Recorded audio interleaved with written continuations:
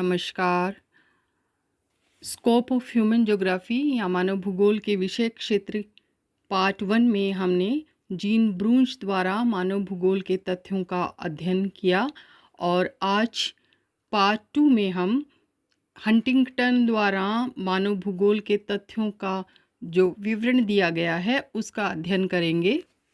मानव भूगोल का स्कोप है, अध्ययन क्षेत्र है जिसके बारे में हम बात कर रहे हैं वो है एल्सवर्थ हंटिंगटन ने मानव भूगोल के तथ्यों को एक फ्लो चार्ट के द्वारा प्रदर्शित किया जिसमें उन्होंने उसकी 3 श्रेणियां जो कि यहाँ पे दिखाई दे रही हैं इस चार्ट में वो बनाई हैं। पहला है भौतिक दशाएं, दूसरा है जीवन के प्रकार या जीवन के स्वरूप और तीसरा है मानव प्रतिक्रियाएं या मानव उत्तरदायित्व। और फिज़िकल कंडीशंस जो हैं उसमें पहला है पृथ्वी ग्लोब के रूप में, यानी पूरा जो सोलर सिस्टम है उसमें हमारी अर्थ जो है उसकी स्थिति क्या है, सूर्य के चारों तरफ वो किस प्रकार से चक्कर लगा रही है, ये सब। इसके बाद जो आता है वो है भूमि की बनावट या भू आकार, लैंडफॉर्म्स जिसे कहते हैं। पृथ्वी पे महाद्वीप पाए जाते हैं, महासागर पाए जाते हैं, पर्वत, पठार, मैदान आदि विभिन्न प्रकार की स्थलाकृतियाँ मिलती हैं। ये किस प्रकार से जलवायु को प्रभावित करती हैं। और इसके अतिरिक्त विभिन्न भू आकारों वाले क्षेत्रों में जो लोग रहते हैं उनकी कार्यकुशलता, उनकी रहन सहन, खान पान, वेशभूषा, रीति रिवाज आदि भी अलग अलग होते हैं। और अगला जो बिंदु है वो है जलराशियाँ। पृथ्वी पर ओशंस, सागर, झीलें, नदियाँ आदि विभिन्न रूपों में जल पाया जाता है और जो जल है वो जलवायु एवं मनुष्य की विभिन्न क्रियाओं को प्रभावित करता है।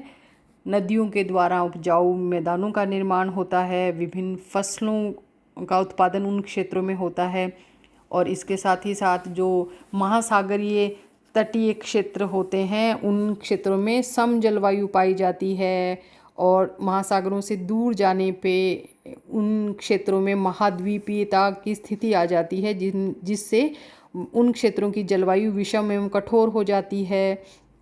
ये सारे जो फैक्ट्स हैं, इसके अलावा जल जो है वो मानव और उसकी विभिन्न औद्योगिक, व्यापारिक एवं कृषिगत क्रियाओं को सबसे ज़्यादा प्रभावित करता है। और अगर हम मानव के विकास क्रम को देखें तो जो प्रारंभ में जितनी भी सभ्यताएं थी वे सभी नदी घाटियां जो थी उनके किनारे पनपी।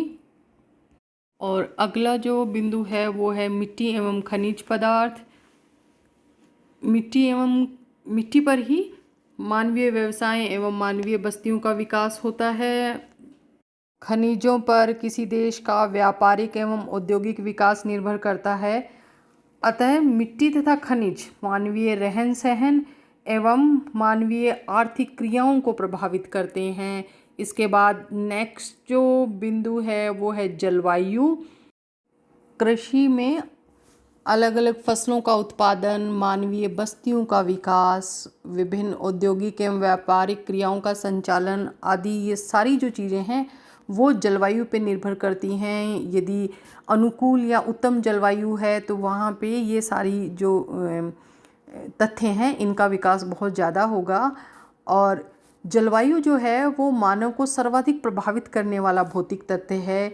इसी कारण से अगर हम पृथ्वी पे देखें तो अधिकतर जो विकसित देश हैं वो शीतोष्ण कटिबंधीय जलवायु में स्थित हैं। इसके साथ ही साथ एक और जो चीज़ है वो यहाँ पे ये है कि भौतिक दशाओं के जो ये 5 बिंदु हैं उनमें पहले से लेके 5वें तक यानी पृथ्वी की ग्लोबीय स्थिति जो है वो भूमि की बनावट को प्रभावित करती है। भूमि की बनावट जल राशियों को प्रभावित करती है। जल राशियाँ किसी भी क्षेत्र की मिट्टी एवं खनिज को प्रभावित करते हैं और मिट्टी एवं खनिज से जलवायु प्रभावित होती है। और इसी प्रकार से अगर हम इनको अवरोही क्रम में चलें तो जलवायु किसी भी क्षेत्र की मिट्टी एवं खनिज पदार्थों को प्रभावित करती है।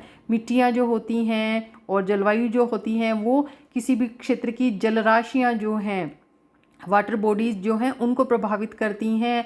वाटर बॉडीज़ के अकॉर्डिंग किसी क्षेत्र की बनावट या भू आकार प्रभावित होते हैं। तो ये क्रम आरोही क्रम से एवं अवरोही क्रम से दोनों तरफ चलता है। और इसके बाद जो है वो जीवन के स्वरूप, जैसा कि हम जानते ही हैं, जीवन के 3 स्वरूप हैं, वनस्पति, जीव जंतु एवं मानव। तो ये जो भौतिक दशाओं के जो 5 तत्व हैं, इनसे ये तीनों स्वरूप प्रभावित होते हैं। और इसके बाद जो आता है वो है मानवीय प्रतिक्रियाएं या ह्यूमन रिस्पॉन्स, और इसको उन्होंने 4 मुख्य भागों में बांटा है। पहला है भौतिक आवश्यकताएं, जिसमें मुख्य रूप से प्राथमिक जो आवश्यकताएं हैं उनको उन्होंने शामिल किया। उसके साथ ही इन्होंने इसमें 2 और तथ्यों को जोड़ दिया।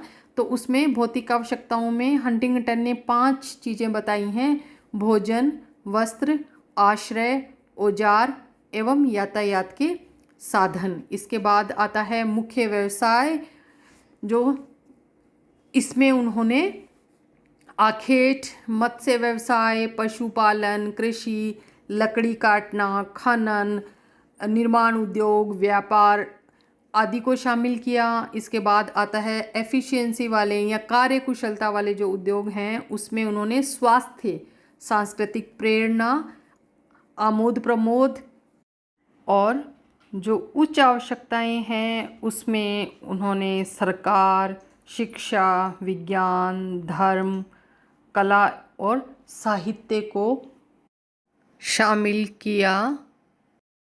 और निष्कर्ष के रूप में हम ये कह सकते हैं कि मानव भूगोल के विषय क्षेत्र या अध्ययन क्षेत्र के सीमांकन संबंधी जो 2 भूगोलवेत्ताओं के विचार हमने पढ़े, पहले वीडियो में जीन ब्रूंश का और दूसरे वीडियो में एल्सवर्थ हंटिंगटन का, तो उन दोनों की विवेचना से ये स्पष्ट होता है कि दोनों ने अपने अपने दृष्टिकोण से इसके तथ्यों को सीमांकित करने का प्रयास किया है। लेकिन इसमें हंटिंगटन द्वारा प्रतिपादित मानव भूगोल का जो अध्ययन क्षेत्र है या विषय क्षेत्र है वो अधिक विस्तृत है। और जैसा कि हम पहले पढ़ चुके हैं, मानव भूगोल एक प्रगतिशील विषय है जिसकी परिधि मानव सभ्यता के विकास के साथ साथ विस्तृत होती गई।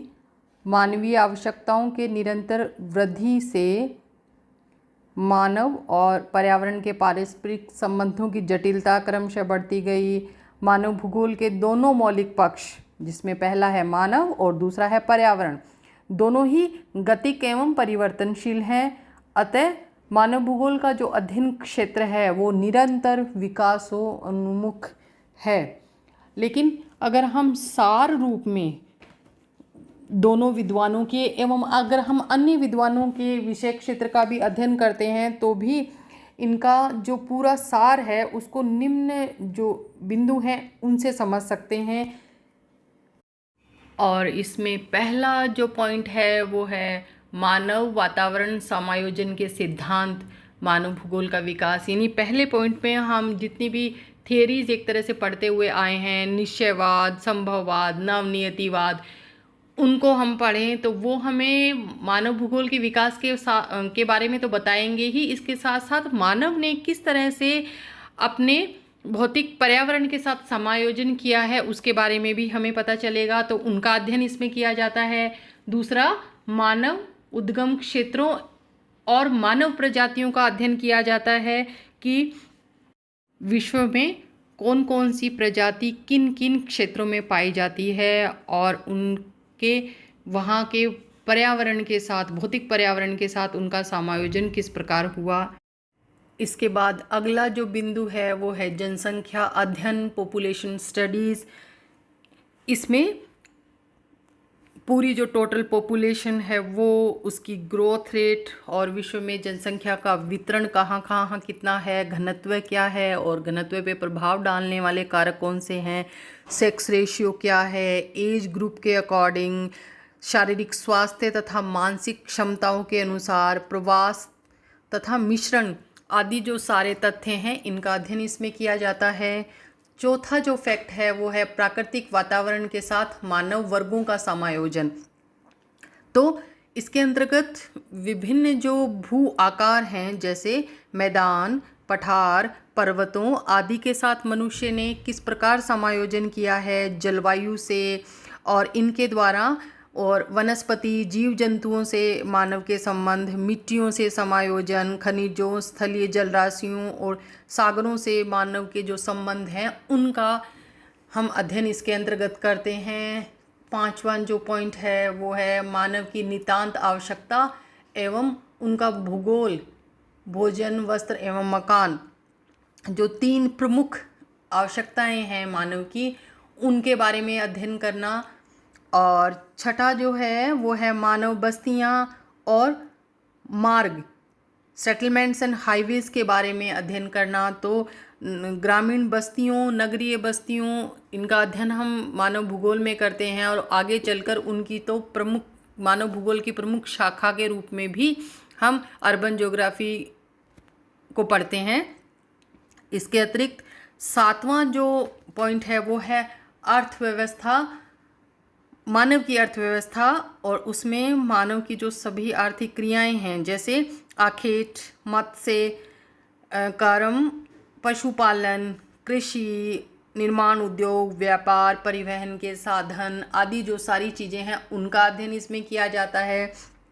8वां आता है सामाजिक सांस्कृतिक संगठन। इसके अंतर्गत विभिन्न प्रदेशों में जीवन के ढंग और जनजातियों के बारे में हम पढ़ते हैं कि किस प्रदेश में किस प्रकार की जनजातियां पाई जाती हैं और उनका सामाजिक आर्थिक संगठन किस प्रकार का है, उनके रीति रिवाज कैसे हैं, उसके बारे में हम इसमें पढ़ते हैं। और उनका भूमि उपयोग कैसा है, साहित्य, कला, धार्मिक विश्वास, भाषा, साहित्य, शिल्प आदि का अध्ययन किया जाता है। और इसके बाद अगला जो पॉइंट है वो है राजनीतिक प्रशासन और अंतर्राष्ट्रीय या ग्लोबीय स्थिति। तो एक तरह से जियोपॉलिटिक्स से रिलेटेड जितने भी जो तथ्य होते हैं उनका अध्ययन इसके अंतर्गत किया जाता है। और मानव भूगोल की एक जो शाखा है राजनीतिक भूगोल का जो विकास है वो इसी बिंदु से हुआ है। अगला जो बिंदु आता है वो है संसाधन नियोजन।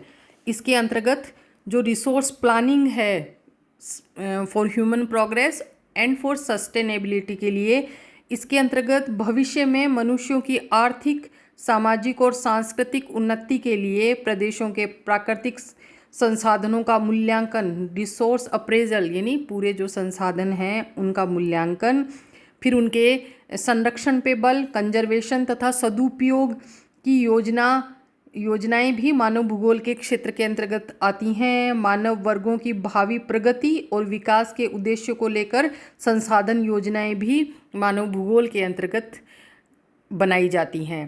तो इस प्रकार से अगर हम देखें तो इन 10 बिंदुओं के द्वारा हम जो सभी भूगोलवेत्ताओं के द्वारा जो मानव भूगोल का विषय क्षेत्र है उसको हम सीमांकित कर सकते हैं।